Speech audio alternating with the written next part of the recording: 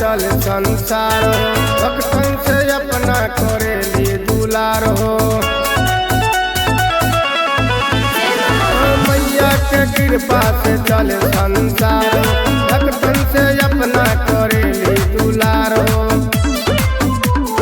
दिल से चरनिया के झूमत रह,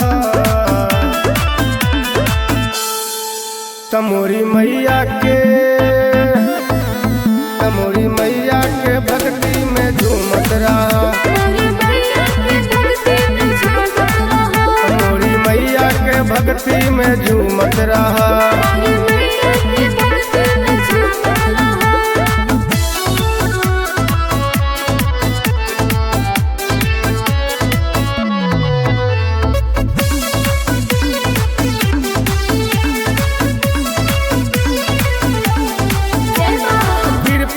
इनके डोलेला पतैया, पीछा भंवर से पार होला नैया। कृपा से इनके डोलेला पतैया, पीछा भंवर से पार होला नैया। चाह देली पत्थरों पजाम जाला दूब हो, प्यार करेली अपना सेवकन से खूब हो। मैया के नाम ले घूमत रहा,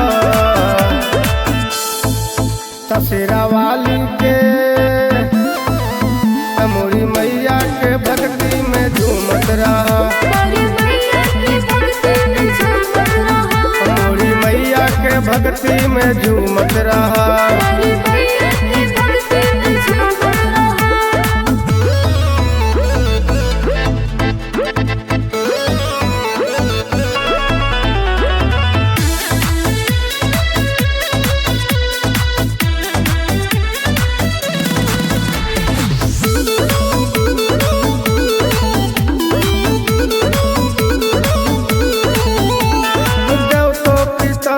करेला बखान हो, शेरा वाली मैया के महिमा महान हो।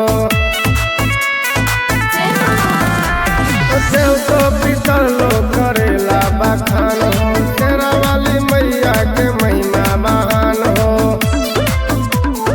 गिरिया मीत भोला करेले पूजैया, कर दीप बेरी बेरी करेले पैया।